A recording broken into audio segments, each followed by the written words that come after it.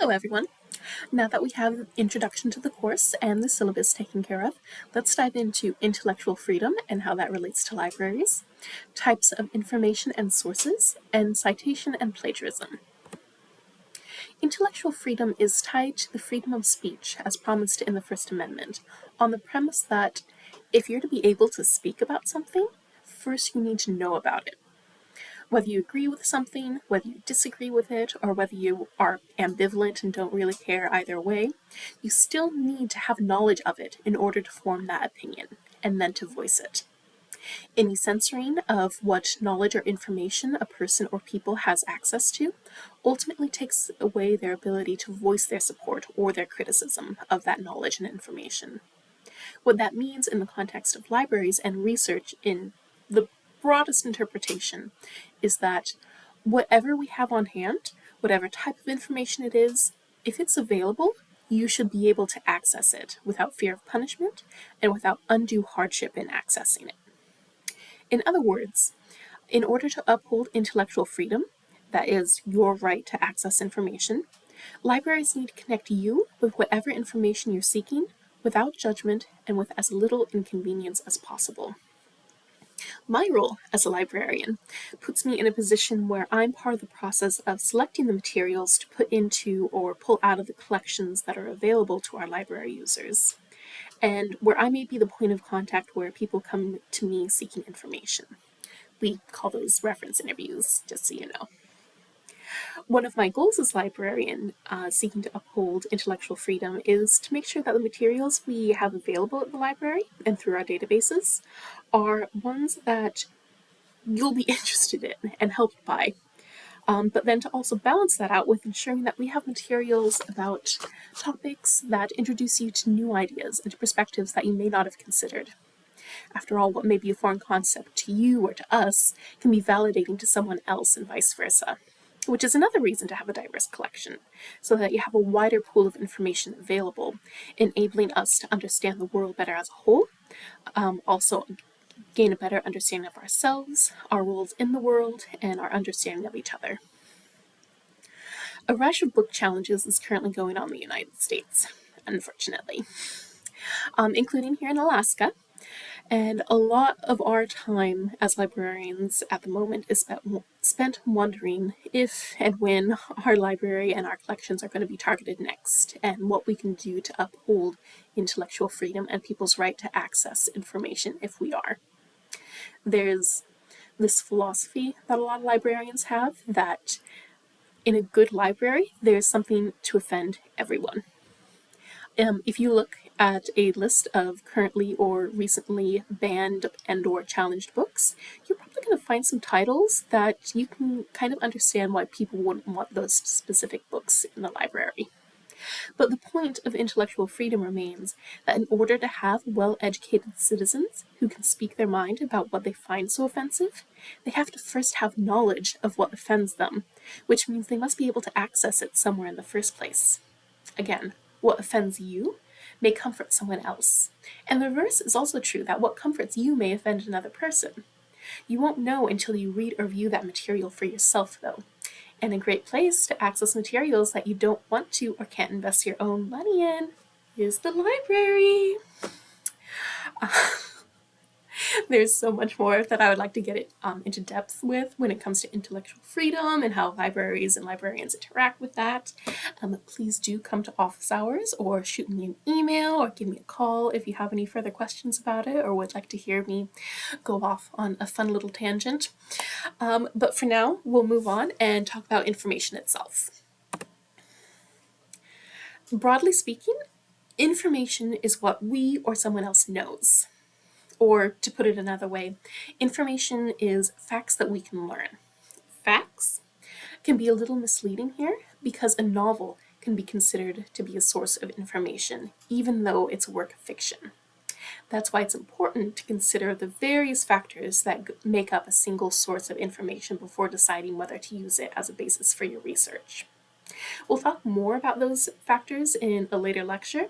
Right now, we're going to focus on what we call primary, secondary, and tertiary sources. A primary source is an original source of information, or a first-hand account of that information. A research paper that reports the results of a new scientific experiment conducted by the authors of that paper is the original source of information about that experiment, and thus it's a primary source. A newspaper article about a Taylor Swift concert by a journalist who attended that concert is a primary source. Now, if someone took that article about the Taylor Swift concert and wrote their own article about the way Swift is portrayed in the media, that new article would be a secondary source. Another example, let's say that you've been writing a journal since 2020, that you started during the COVID pandemic. That journal could be used as a primary source by someone studying how everyday people's lives were affected by the pandemic, because you were recording your life as it was happening during the time period of interest. The research article that another person then goes on to write about the topic would then, using your journal as a point of reference, as a primary source, that article would then be considered a secondary source, or a source that examines primary and potentially other secondary sources or even tertiary sources to make an argument or to spread an idea based on all of the resources they accumulated. Primary sources are usually preferred, depending on the topic, when you're writing about something, because they tend to contain less distorted information than secondary sources, because secondary sources are attempting to make an argument. They're trying to prove or discuss something. But you want to be clear, or rather I want to be clear, that that doesn't mean that primary sources can't be biased. Think of a story that your friend told you about what they did over the weekend. Now imagine another friend heard from another friend who heard from that first friend that same story. How each of them tells it, what details they focus on, what they leave out, in the actual connections between your friends socially. Other factors like that can actually end up making the two stories, which are based on the same events, seem very different by the end. And if I were to ask you, what did your friend do over the weekend? Which story is more likely to be the accurate report? The one told you by your friend who actually lived the events, or the one passing through two other people before it got to you? Your friend could still be misremembering or straight up lying about what they did over the weekend, but it's still best to get at information as directly from the original source as possible, so that it's clear where any misinterpretations or factual errors took place. Secondary sources, though, can be very helpful because they will often bring together multiple sources and viewpoints to make their arguments. An academic article might compare two very different theories about the same topic and offer a new point of view that neither of the previous two theories accounted for, possibly by bringing in new information that neither had access to when they were developed. As you look through more and more academic articles, you'll see that many, if not most, of them include a literature review section where they examine what previous articles and books have said on the topic they're writing about in order to establish what has already been said and found out about their chosen topic before they then go and give their own interpretations or findings. Those sources that this secondary source used can then be a great source for whatever research you're doing if they're related to your research topic. Tertiary sources tend to be broad overviews of topics, like what you'd find in a dictionary or an encyclopedia. They can help establish very basic foundations for whatever ideas or facts you want to explore in your research. Most likely, you've probably seen a movie or TV show that features someone like a lawyer starting a speech with a definition of a word to make sure that everyone is on the same page regarding a particular idea. This can be useful when you're writing about concepts geared at an audience that may not be familiar with the field you're writing about. But, for example, if you're writing a paper in your English class that's focusing on poetry, and if already in that English class you've been talking about poetry a lot, you probably don't want to and shouldn't be referencing an encyclopedia's entry on what poetry is, because your professor and your classmates are already familiar with what it is at that point, you know? So make sure you're using appropriate sources for both your topic and your audience. But speaking of encyclopedias, Hopefully you've heard this before, but Wikipedia is not itself a valid source of information, at least not in academic institutions. Excuse me. There are a lot of dedicated people who do their best to make Wikipedia as accurate as possible and full of accessible information. And if you need a starting point to dive into a topic, looking through sources at the bottom of a Wikipedia page can point you in the direction of valid sources.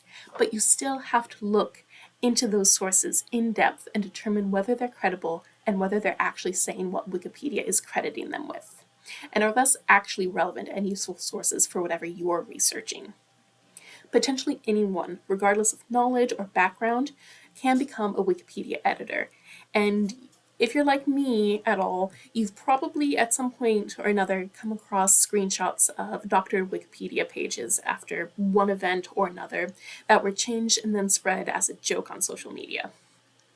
Those Wikipedia editors were probably suspended or outright banned from editing Wikipedia articles thereafter. But how do you know that the Wikipedia you're currently looking at hasn't been changed for humorous or political or other reasons? Follow the sources. That leads us into citing sources. Citing or citation means that you're giving credit to whoever generated the information that you're using. And it's important for a few reasons. One reason is that those people and organizations deserve to be recognized for the work that they did and do. Particularly in fields like academia, that is, colleges and universities, and higher education in general, writing and getting papers published can be directly tied into how well someone is compensated for the work that they do. And the more people recognize and cite their work, the better off they are and the better the position they are in to then get further work done that helps build the field that they're in. If you want to be able to do research, and if we want our research to be valued, we need to value others' work. And doing so through citation is a great and necessary start. Another reason citation is important is related to what I was talking about earlier with the story of the friend who told of another friend who then told you about what that first friend did last weekend. It's also related to the truly useful bit of Wikipedia, which is the sources at the bottom of a page. Being able to track where information comes from helps us realize where misinformation has entered into a field of information. Misinformation comes from mistaken interpretations, while disinformation comes from deliberate attempts to mislead people's thoughts and perceptions. One way to combat both is to have a clear paper trail of where you got the information that you are using and to check and see where your sources are getting their information from. So let's say if someone on TikTok is telling you this totally cool historical fact, but they're not citing any sources to show where they got that information. If that is the case, then you need to doubt them. They might be right, they might be totally honest and have done their research and are just presenting it, but how do you know? It is really easy for anyone, truly anyone, to believe something they hear but haven't been given sources for, because it aligns with what they already believe, because it sounds like it could be true, and or because it just sounds more fun than reality. Being aware of those tendencies in the first step is the first step to being a more informed individual. And the next step is to seek out citations to see where the information you're looking for is coming from, so you can then examine and judge those sources for yourself. Now, we're going to get into a very important reason to cite your sources, and that is to avoid plagiarizing someone else's work. In broad terms, plagiarism is using someone else's work and claiming it as your own, like I mentioned in the previous video regarding the syllabus. On that note, one of your required readings for this week is the section in Ilisagevic's Student Handbook on academic integrity and plagiarism, because I want to make sure that you're aware of the consequences that plagiarism could potentially have on you if you plagiarize. Plagiarism is taken so seriously because, in addition to the reasons I have already given you for why you should be citing your sources, you're misrepresenting yourself, your thoughts, and your abilities when you do it. And you're doing that through the theft of other people's works and ideas. Though plagiarism is not technically illegal, it can have very damaging consequences for your academic and professional career. You'll notice that the comic that I've included on our main My Campus page, I've also included in the slide here, and I have the citation for that right below. This is the citation that would normally go in the works cited page of an essay or a paper, and I want to be clear that normally you're going to have the last two lines rather, indented, but my campus would not let me format it that way. And I chose this instead of what would be the standard way of citing within a paper, because I wanted to give you a clear example of what it looks like when you have the full information available there for you. Okay. Also, I'm going to be including a video from H. Bomber Guy in the supplementary materials for this week, which you can watch if you're interested or if you have the time. Again, the supplementary materials are not required. You do not have to watch this, but I think it's fun. The video is called Plagiarism and YouTube, and you may have noticed it when it was trending on X, formerly known as Twitter, when it first came out last December. It is nearly 4 hours long, and again, while I think it's fascinating in its entirety and can be watched at double speed, the 20-minute section on Illuminati, which starts around the 43-minute mark, most pertinently exhibits the concerns in this class regarding plagiarism. The whole first half provides some compelling examples of plagiarism, and the latter half gives a thorough dissection of one specific case study and the consequences of plagiarism on the side of those who are plagiarized. Again, it's supplementary material, not required viewing, but it does do a great job of showing the human rather than the academic need for appropriate citation and the avoidance of plagiarism. Okay, so you can avoid plagiarism by making it clear through accepted conventions when you're using someone else's words or ideas, and by making sure that someone can tell where those words or ideas came from to begin with. By accepted conventions, I mean citation methods. And again, I'll direct your attention to the little citation that I have below that comic, both here and on the My Campus page. Most citations, like this one, include the name of the creator, the title of the work being quoted, paraphrased, or summarized, the larger publication, that is like a book or a newspaper or academic journal, the publisher, and the date of publication. When it comes to online sources, like this one on the slide, the date that you access the material is also often included because the internet is a very fluid place. And if an online source is edited, having that date can help cover you if the information you're citing suddenly no longer exists or has been changed and updated. This again helps with maintaining that link back to an original source. Okay. We're going to get much deeper into citations as we progress through this class. Like I said in the last video, I've included some resources to hopefully help you in creating citations in a folder at the top of our My Campus page. And if at any point you're struggling with how to make or generate citations, please do reach out, even if you've already finished with this class and have moved on in your program. It's one of the many reasons that I'm here for as your academic librarian. Okay, so at this point, you have watched both of the lectures, and you have hopefully completed the discussion post. And again, please do let me know in your discussion post, which again, you've hopefully already done, what kind of citation you're interested in learning, whether that's MLA, APA, Chicago, if you're special. Okay, so going on from here, I want you to proceed to the to the required readings and videos, which is going to be in the folder linked under this video. And once you've done those, move on to this week's homework assignment, which is made up of 2 essay questions and of you choosing what your research topic will be for this course. You will not actually be writing a research paper in this class, but you will need to decide on a topic that you'll be investigating and finding sources for over the next few weeks of class. You're welcome to choose something that you're researching for another class. You can also choose a topic that you're personally interested in. Keep in mind that a good research topic is neither too narrow nor too broad. There are a couple of resources in the required readings and in the supplementary materials that can help you in determining your topic, as well as in the folder with a few example papers at the very top of the course page on my campus. You do need my permission before proceeding with your chosen research topic, so the sooner you get that assignment turned into me, the sooner I can approve it or possibly give you feedback so that you can modify your choice a little bit. All right, feel free to contact me at any time this week if you have questions or if you're having issues accessing any of the materials. I'll have office hours this week on Thursday from 1 to 3 in my Zoom room as per the schedule, so feel free to stop in and chat there too.